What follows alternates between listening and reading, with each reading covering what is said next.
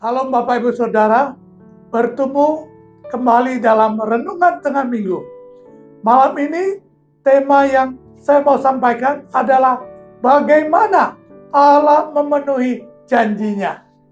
Saudara, ada seorang penulis bidang olahraga menggambarkan mantan pemain bisbol Liga Utama sekaligus manajer, namanya Don Boy Lord. Sebagai seorang yang selalu mengingat bagaimana rasanya diturunkan ke Liga Minor apabila salah satu pemainnya harus mengalami penurunan posisi, ia selalu akan menemuinya untuk menjelaskan tentang keputusan itu atau keputusan tersebut. Seseorang pemilik tim berkomentar mengenai Boy Lord. Ada perbedaan besar apabila seorang manajer mengetahui bagaimana perasaan seorang pemainnya. Penurunan pangkat, hak istimewa, atau tanggung jawab selalu menimbulkan perasaan rendah diri. Tetapi hal-hal ini bisa jadi merupakan bagian dari pelatihan dari Allah dalam hidup kita. Maka dari itu Rasul Petrus berkata, Allah menentang orang yang congkak, tetapi mengasihi orang yang rendah hati. Karena itu rendahkanlah dirimu di bawah tangan Tuhan yang kuat, supaya kamu ditinggikan pada waktunya. Tertulis dalam 1 Petrus pasal 5 ayat 5 dan 6. Rasul Paulus menjelaskan bahwa Yesus adalah teladan kerendahan hati bagi kita. Dia telah diutus turun dari surga, turun untuk menjadi manusia. Dia adalah seorang hamba yang setia, taat sampai mati di kayu salib bagi dosa-dosa saudara dan saya. Juru selamat sendiri memberi teladan dengan menjadi manusia dan menyerahkan nyawanya bagi kita. Itu tertulis dalam Filipi pasal 2 ayat 3 sampai 11. Kerendahan hati dan ketaatan kepada Allah bukanlah tanda kelemahan, melainkan bukti dari sifat dan kuasa seperti yang diteladani oleh Yesus Kristus.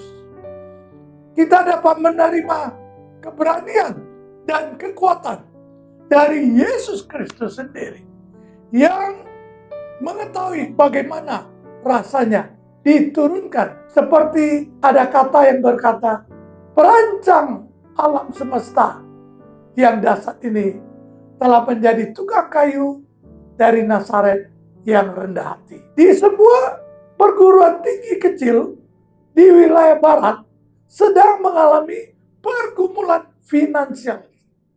Gedung-gedungnya dalam kondisi buruk dan gaji pegawainya amat kecil. Suatu hari, seseorang yang tak dikenal mengunjungi kampus itu dan bertanya di mana ia dapat berjumpa dengan sang direktur.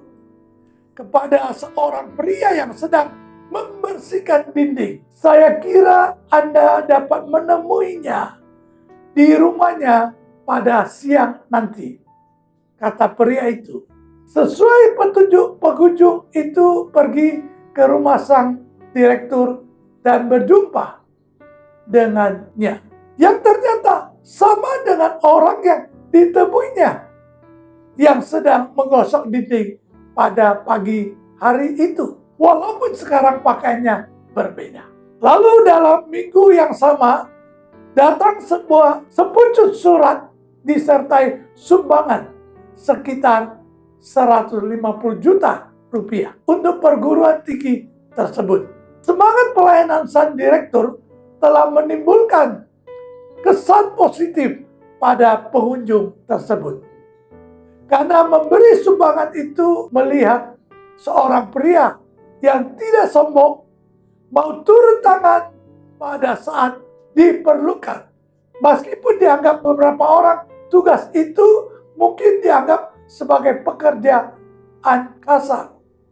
Dengan murah hati, sang direktur tergerak untuk memberikan andil bagi sekolah tersebut. Pengajaran ini amatlah jelas. Allah menghargai orang-orang yang mau mengambil tempat yang hina. Dia memperhatikan orang yang bersikap rendah hati. Dalam Matius pasal 5 ayat 5, terjemahan bahasa Indonesia sehari-hari berkata, "Berbahagialah orang yang rendah hati. Allah akan memenuhi janjinya kepada mereka." Ayat ini menjadi jawaban bagaimana Allah memenuhi janjinya. Karena kerendahan hati Yesus Kristus dan ketaatannya, dunia diselamatkan. Sehingga siapa yang dengan rendah hati mau menerima Yesus Kristus sebagai Tuhan Juru Selamat, diberkati Tuhan dan berbahagia. Allah akan memenuhi janjinya dalam hidup orang tersebut. Mari dengan rendah hati menerima Yesus Kristus menjadi Tuhan dan Juru Selamat. Maka engkau akan memperoleh keselamatan kekal oleh anugerah Allah atau kasih karunia Allah. Maksudnya, saudara yang menerima Yesus sebagai Tuhan dan Juru Selamat dipulihkan, dilindungi, ditolong, disembuhkan, serta memiliki rumah di surga. Haleluya. Tuhan memberkati. Mari kita berdoa. Tuhan Yesus, terima kasih untuk renungan singkat ini. Biar setiap saudara yang mendengar, menerima renungan singkat ini, diberkati Tuhan dan bahagia. Biar saudara yang belum menerima Yesus sebagai Tuhan dan Juru Selamat, boleh menerima Tuhan Yesus sebagai Tuhan dan Juru Selamat. Sehingga memperoleh hidup yang kekal, dipulihkan, disembuhkan, dijamah oleh Tuhan, dan hidupnya berbahagia. Dan saudara-saudara yang sudah menjadi anak Tuhan, orang percaya, lebih sungguh-sungguh memiliki sikap rendah hati. Sehingga boleh hidup dengan janji-janji Tuhan yang memenuhi kehidupannya. Sehingga boleh berbahagia dan diberkati selama-lamanya. Terima kasih Tuhan untuk malam hari ini. Dalam nama Tuhan Yesus Kristus. Haleluya. Amin.